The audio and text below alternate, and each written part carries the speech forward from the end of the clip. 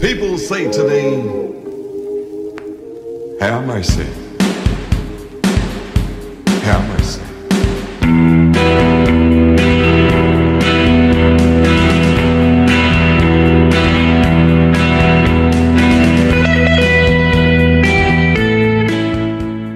Hey, this is the Good, the Bad, and the Wrestling, a Tony James podcast. And what I got on tap today is something special. We're going to talk about the Jim Crocket Senior Memorial Cup. We're going to talk about 1986 and 1987. But we're not going to talk about the tag matches. In 1986, Dusty Rhodes took on Ric Flair, and in 1987, Barry Windham took on Ric Flair. We're going to compare the two matches. Which one is better? Which one had a better storyline leading up to it? And overall, for entertainment value, which match do you just like? And you're going to have to make a decision. You're going to have to leave a comment if you've got the intestinal fortitude, the wrestling guts. I want you to leave a comment. Dusty Rhodes, Ric Flair, Barry Windham, Ric Flair. It doesn't matter which one you like. You just got to like one. And we're going to do this today. And as always, I hope you stay the entire time, because at the end, both matches are going to be posted so you can make your pro wrestling educated comment. Hey, it's the Good, the Bad, and the Wrestling, a Tony James podcast. Now let's get to work.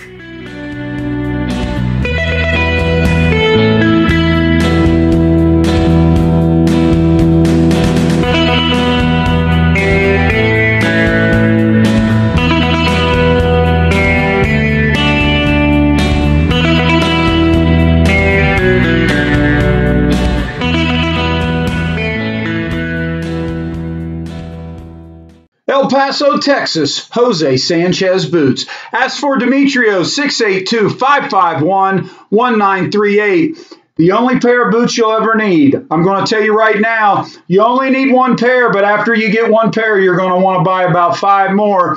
The quality, the craftsmanship, these are traditional boots, handmade with history. I'm telling you, you're going to want to buy a pair of Jose Sanchez boots. Established in 1963, it is a family-run operation. It is tradition boots. I'm telling you right now, you want to ask for Demetrio, 682-551-1938. Jose Sanchez boots. Hey, this is the Good, the Bad, and the Wrestling, a Tony James podcast. And as always, the bells of justice are ringing, and today, boy, I got me a topic I can't wait to talk about.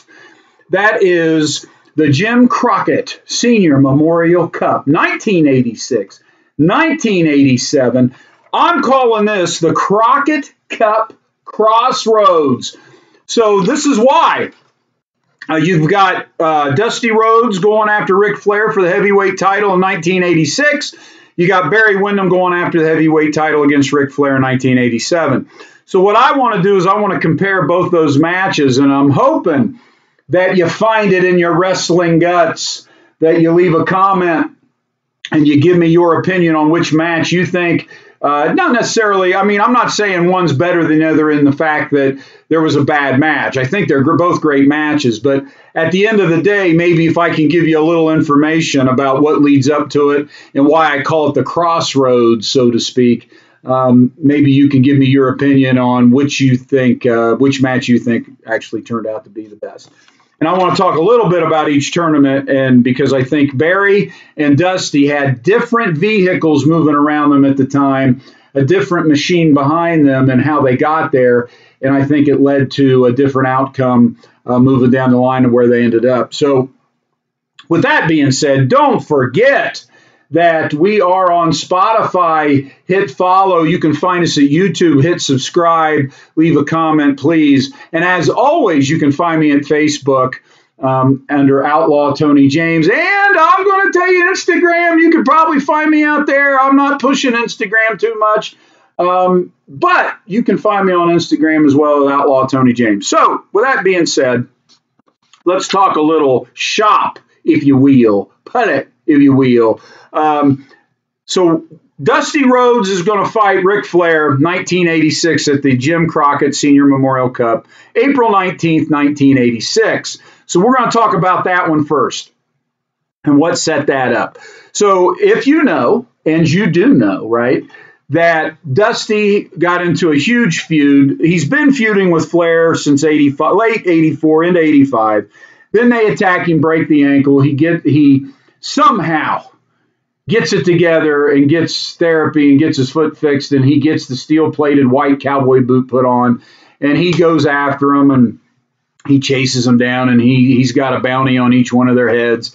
And that leads us to April 19th, and he's going to fight Ric Flair. Now, keep in mind, before this match, Hacksaw Jim Duggan defended the North American title against Dick Slater.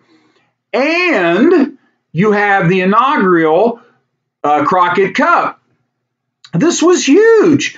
The finals were Ronnie Garvin and Magnum TA versus the Road Warriors. Now, keep in mind, Magnum TA is in this hustle and bustle, or getting ready to get into the hustle and bustle with Nikita Koloff. You have literally, I think, when they said, other than, of course, inviting tag teams from the WWF, which I feel personally, the WWF was just starting to get their rhythm when it was coming to tag team wrestling.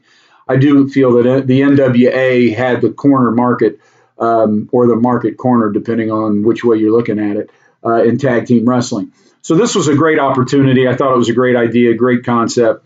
But Dusty had this great venue, 2 nights, right? Or I think there was an afternoon and a night, and then the next day. But anyway, logistic-wise, the teams, the matchups, everything was great. And when you go back and watch this, which you can find it in its entirety on YouTube, it's unbelievable. The up-and-comers now who we talk about, but back then were just getting their feet wet, so to speak, in their matches and who they were teaming up with. You had faces against faces, heels against heels. You had cross promotions, except for the WWF, of course. So this was a great thing. And then it led into the first heavyweight title fight, which was Hacksaw Jim Duggan against Dick Slater. And then you roll right into Dusty Rhodes versus Ric Flair. So, and then, you had, of course, Rick and Magnum TA were hanging out doing their thing, but it was your typical Dusty Rhodes, Ric Flair. There were blood and guts, and it was an awesome match. Dusty kind of loses his cool at the end and walks away with the title, even though he didn't win it. And, of course, as always, seconded by Baby Doll, who had just changed her ways. And she wasn't a woman scorned yet, going after Dusty. So you had that angle going on. Great match. Fans were hot for it. Like I said, you really get, I feel, the end of 85 into 88. In my opinion, Ric Flair was, as he calls himself, the man. You weren't getting, in my opinion, you weren't getting a typical match every time you saw Ric Flair. He was giving you something different. Even though he wrestled Dusty Rhodes, you were always getting something different with Dusty Rhodes. He was a master in the ring. They go to lock up, watch the match. They go to lock up, and he goes right to work on the arm. He goes right into technical stuff. Dusty matches him. It isn't a brawl. It doesn't go right into a brawl. You can tell that both men want to wrestle and they want to beat each other. It accelerates. It elevates as the match goes on. You got Baby Doll barking orders from the outside. They're feeling each other out, even though they've got a long history. And as the match continues, you just have a really good give and take, back and forth, competitive match where, you think that Dusty, as always, is going to get a chance to win that title for the 3rd time. And then, of course, at the end, he lets the ref know how he feels about it. And of course, you've watched this match, I'm sure, multiple times. But I'm still not going to spoil the end, because I think go back and watch it. But that's the first thing we're looking at. The Dusty Rhodes versus Ric Flair 1986, April 19th, Crocket Cup, heavyweight title fight. Then, of course, look what he's got centered around him. The Road Warriors versus Ronnie Garvin and Magnum TA. I couldn't, when this first came out back in 86, I was a huge Road Warriors fan. I love Magnum TA. So I just couldn't believe that they were wrestling each other and the way they attacked each other. And of course, Ronnie Garvin with the hurt hand uses it, and that's the downfall in the match. The Road Warriors, which I think justifiably win the tournament, win the $1 million and the big trophy. It was just an all-around great setup. What a concept. I think it was great. And once again, I think you overlook sometimes the fact that Ric Flair and Dusty Rhodes was part of that. And so Dusty and Rick had this great presentation wrapped around them going into this match. So you have the buildup of Dusty and the Four Horsemen feud, Dusty and the injury, which, if you look at modern wrestling right now, I don't know if anybody caught on to it. But now you've got Cody Rhodes with a titanium sleeve on his arm. Now, if that titanium sleeve right now is black, but if it was white, oh my gosh. Talk about foreshadowing, right? Or just having another storyline. Dusty with the titanium boot, Cody with the titanium arm cast, chasing, going after the heavyweight title. Now, of course, Brock doesn't have the title, but there's rumor that he's going to get a title shot with Seth freaking Rollins. And if that happens, oh my gosh, Katie bar the door, click your heels, you're in East LA. I think something's going to be happening. But I digress. Today it's about Dusty versus Flair 1986. So after the match, of course, as they move on, Dusty starts tagging with Magnum TA at the Great American Bashes, and they team up with Baby Doll, and they have cage matches with the Four Horsemen, and I think they even have a couple matches with the Midnight Express. And then at some point, because Ric Flair, and I love this concept, does the Great Bash Tour, and near the end of the Bash Tour, he wrestles Dusty Rhodes, and on July 26, 1986, Dusty wins the heavyweight title in a cage. And, of course, later down the line, a few days, maybe a week later, Ric Flair beats him and wins the title back. He puts him in the figure four. He's pulling on the second rope. Dusty can't handle it and gets pinned in the figure four. But that kind of shows you the trajectory of Dusty Rhodes leading into the Crocket Cup, having the great match, and then coming out of the Crocket Cup, kind of tagging and six-manning and doing all that stuff with Baby Doll with some cage matches. He had 2 or 3 matches sprinkled in there, leading into the Great American Bash title win, leading out of that, dropping it back. Now, you got all that? You taking that in? Dusty Rhodes, Ric Flair, 1986, April 19th, Crocket Cup match. So I've got that posted at the end of the podcast. When I'm done here, go take a look at it. It's a great match. Dusty's busted open. Him and Ric Flair are going at it. Both gentlemen giving it their all. It's a great match. Great match. Dusty Flair, April 19th, 1986. So take all that in. The storyline leading in, the great tournament around it, and then him coming out. Dusty really wasn't at a crossroads. Dusty knew where he was going. He ends up winning the heavyweight title. And that, of course, even after that, when they move on to the late 86, we all know that they're pushing Magnum TA to go after Flair. Magnum TA has the car accident. Dusty kind of takes on that U.S. title role. I believe he held the U.S. title. Oh, pardon me, that comes after the fact. I jumped ahead a little bit. Dusty wins the TV title, feuds with Tully Blanchard, forms the Superpowers with Nikita Koloff, turns him face. Nikita, of course, is the U.S. champ, and they kind of roll into 87, right? They roll into that.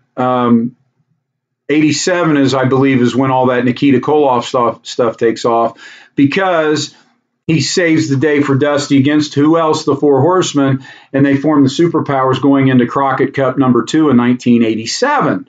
While all that is going on, you have Barry Windham, who is in the WWF. He's coming out of Florida into the WWF up until some early 86. where he formed the U.S. Express, with Mike Rotundo, managed by Captain Lou. They win the tag titles from Murdoch and Adonis. They drop them at WrestleMania 1. They win them back, I believe, on a TV taping, a quick match against Sheik and Volkov. And then they feud briefly with the Dream Team. The Dream Team hits Barry with an eye, in the eye with a foreign object, gets the pin. Barry and Rotundo shows up at a Saturday night's main event. Barry's got an eye patch on, and they're pushing the rematch. Now, of course, squeaked in all of that after WrestleMania 1, there's a six-man, Rotundo, Barry, and Steamboat versus Nikolai Volkov, Iron Sheik, and George Steele. And if you listen to my Morocco Steamboat podcast, that was setting Steamboat up for his transition. They put him in a six-man to once again continue the storyline with Windham and Rotundo going in to get the rematch. So you got Barry doing that. Then Barry leaves the WWF, has a brief stint in Florida, and has a Battle of the Belts match in Florida against Ric Flair, which is an awesome match. If you get a chance, go out there and take a look at it. It is a great match. And then Windham makes his way into the NWA. And before we continue Wyndham's little journey, we're going to take a brief pause to take a listen to one of my sponsors. Hey, this is the Good, the Bad, and the Wrestling of Tony James podcast. Sponsor Three Brothers RC. That's right. You can go to threebrothersrc.com. You can also reach them, Three Brothers RC, on Facebook. And don't forget, we have Three Brothers RC fan page. I'm telling you right now, Tommy Asher is taking this thing all the way around the world and back again. You have the new black jacket, 1/10 scale, censored crawler motors. You have anti-foam. You have the yellow jacket.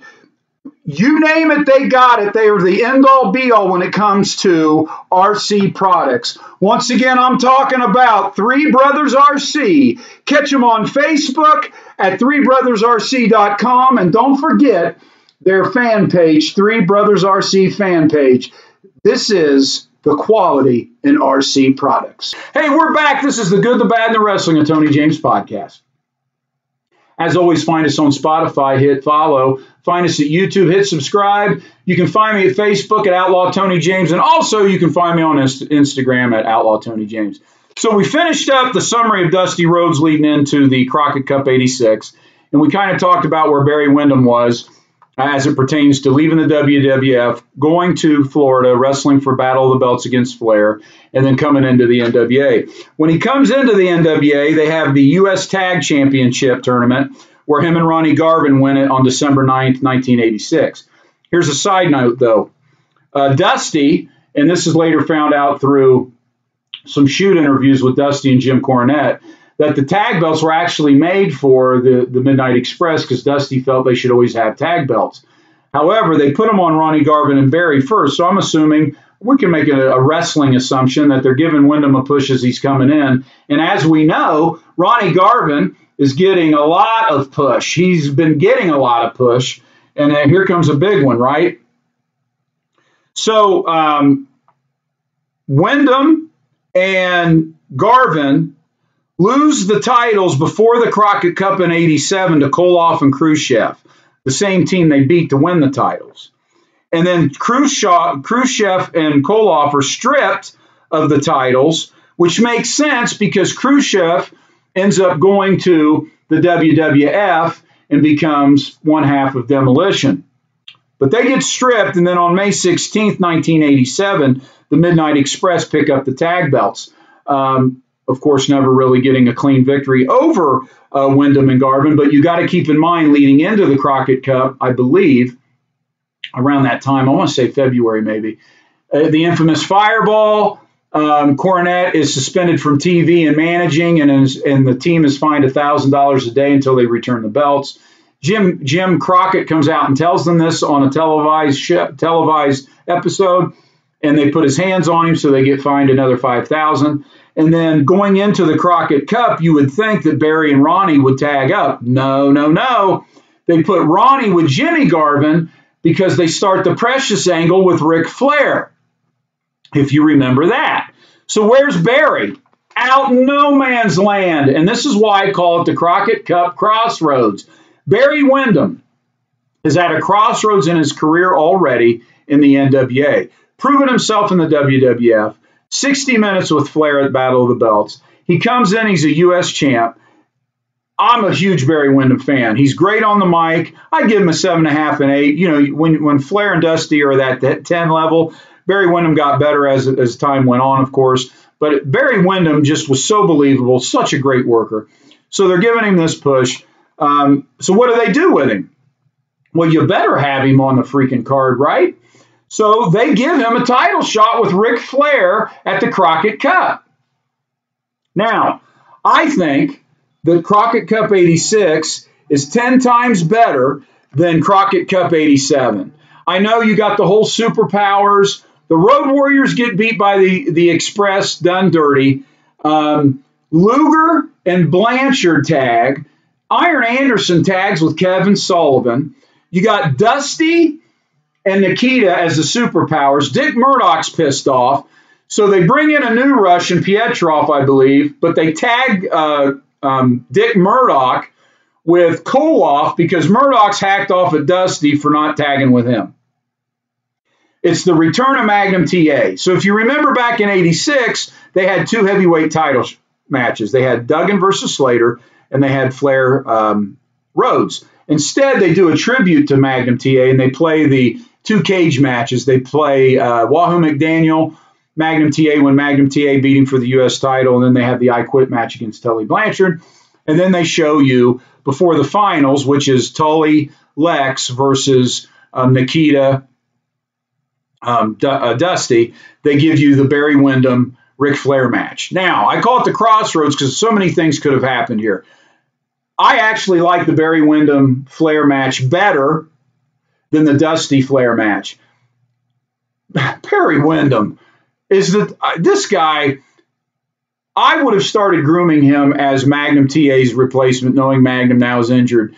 I'm putting my money behind Barry Windham. I agree with the ending of Flair Windham. I would have had Windham chase Flair, and instead of putting the belt on Ronnie Garvin, because you got to remember coming out of the Crocket Cup, what happens? Well, the whole precious Jimmy Garvin angle, and then on September 25th of 87, Ronnie Garvin beats Flair for the heavyweight title with a sunset flip. Where's Windham in all this? Windham could have been chasing, you know. Flair beats him. Here comes Windham chasing Flair. I would have had Windham go over in September and do that whole angle. That's me. Nothing against Ronnie Garvin, but man, Barry Windham, they could have put the machine behind him and definitely would have been a game changer. But instead, what do they do with Windham afterwards?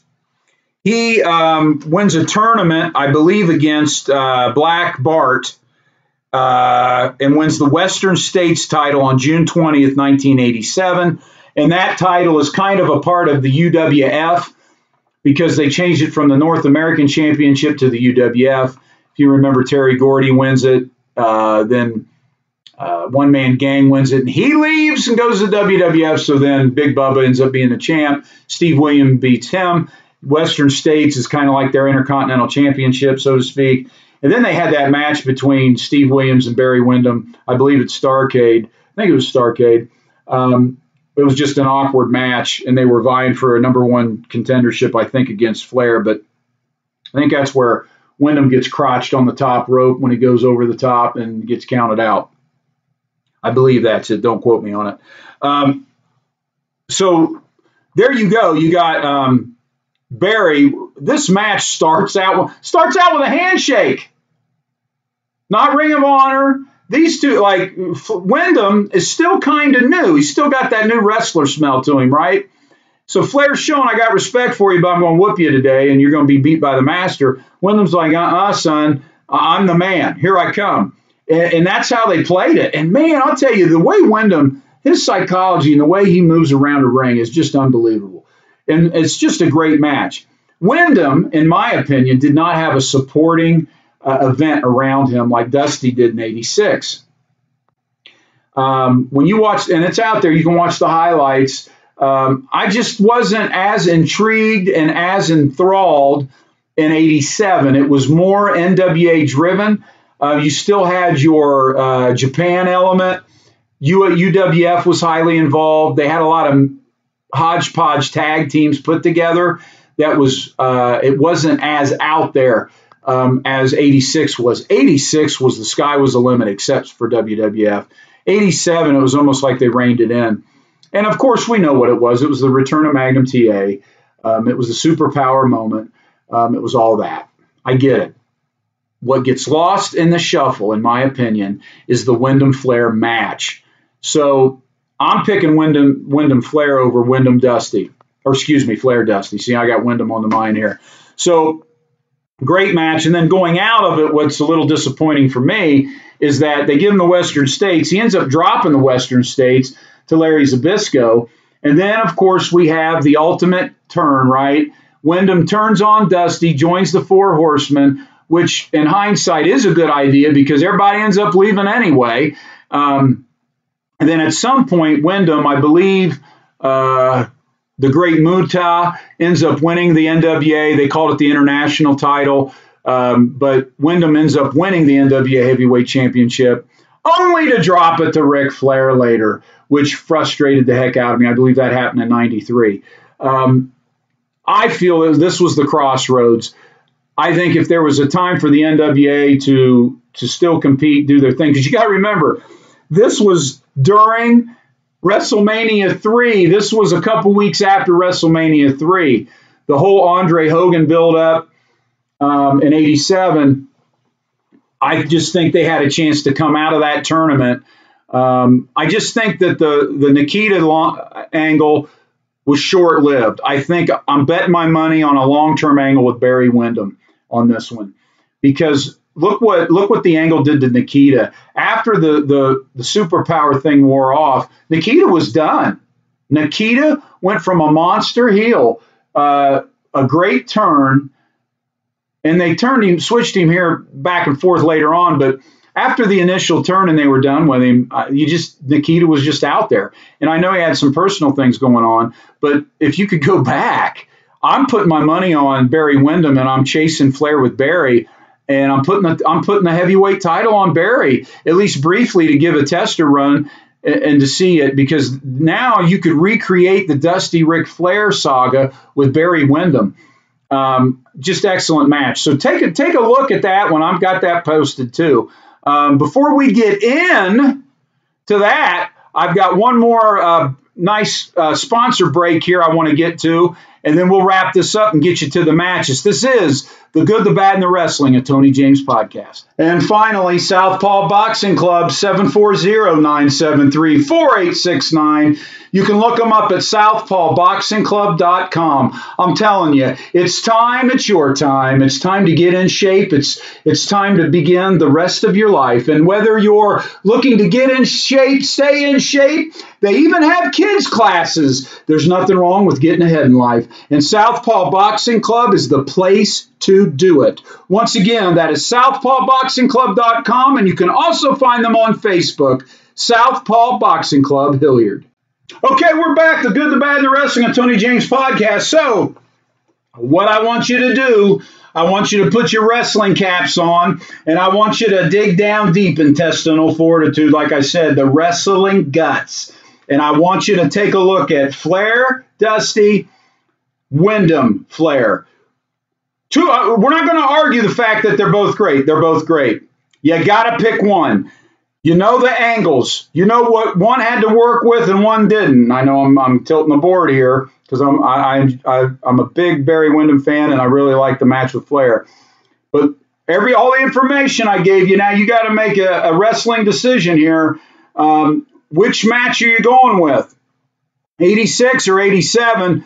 A lot of things have happened. A lot of things have changed. But the one thing that has stayed the same, Flair's the constant in both matches.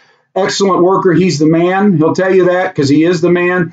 Love Dusty Rhodes. I'm a huge Barry Windham fan. So what we're going to do now is we're going to move on up to the east side, and we're going to take a look at Match number 1 is Crocket Cup 86, Dusty Flair, and it's going to move right into Crocket Cup 87, Windham Flair. You don't have to go home, but you can't stay here. God is good. And now we're going to the matches. Gentlemen, before the introduction of this match for the NWA Heavyweight Championship of the world, I'd like to introduce the man that will introduce the match, a man that has devoted 53 years of his life in the promotion of professional wrestling from Houston, Texas. Please welcome Paul Bosch. Thank you, Jim Ross. Ladies and gentlemen, this event for the National Wrestling Alliance World's Heavyweight title and belt, one fall, a 60-minute time limit. Your referee is Tommy Young. Presenting the challenger from Austin, Texas, weighing in at 265 pounds, former world's champion. He has held the title on 2 occasions. He is accompanied by the incomparably beautiful Baby Doll. And ladies and gentlemen, the challenger, the All-American Dream, Dusty Rhodes.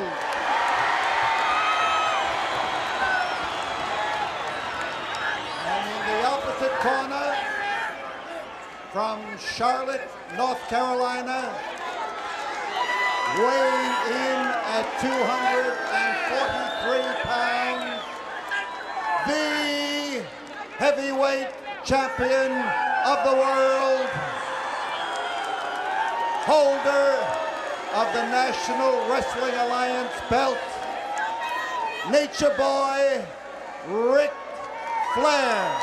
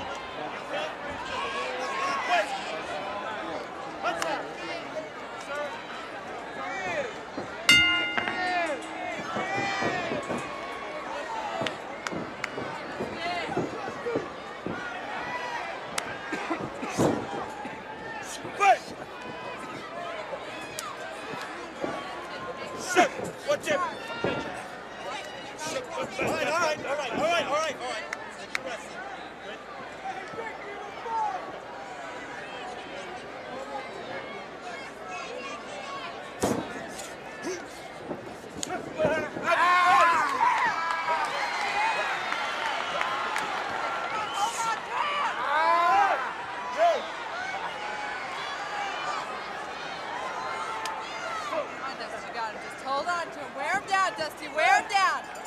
That's it. Come on, Dusty. Go for it. It's yours. Watch him. You're in the ropes. Come on, watch him. That's it. Come on, Dusty. Come on. That's it.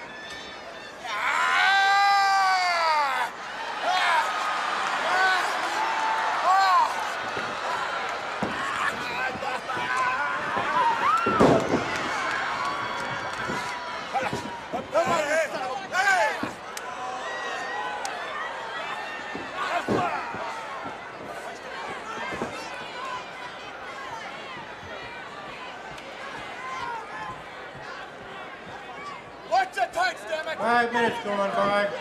5 minutes going by.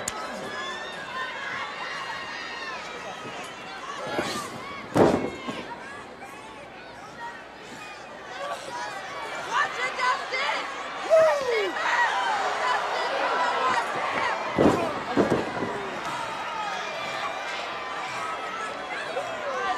him! Now, baby, come for it, honey.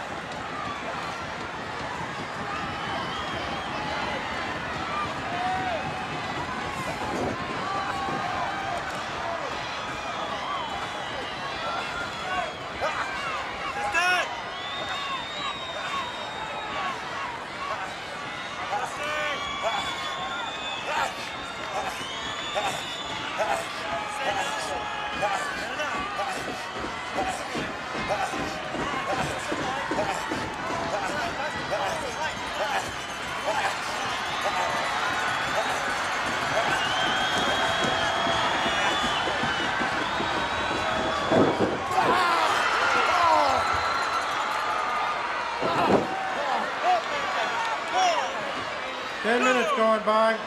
10 minutes going by. 4, 5, 6.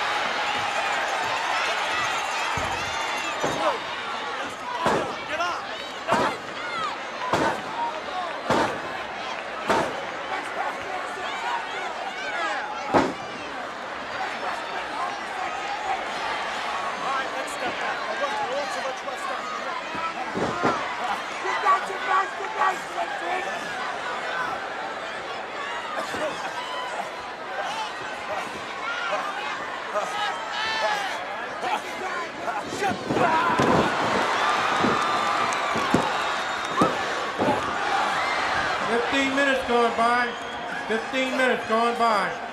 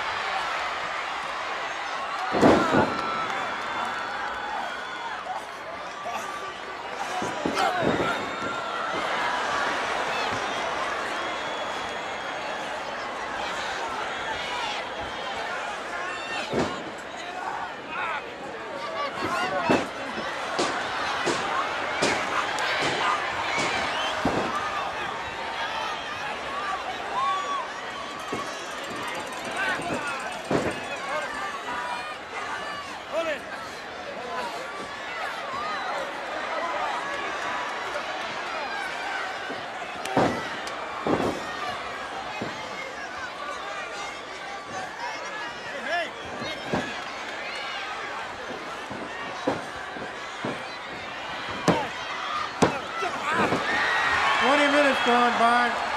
20 minutes going by.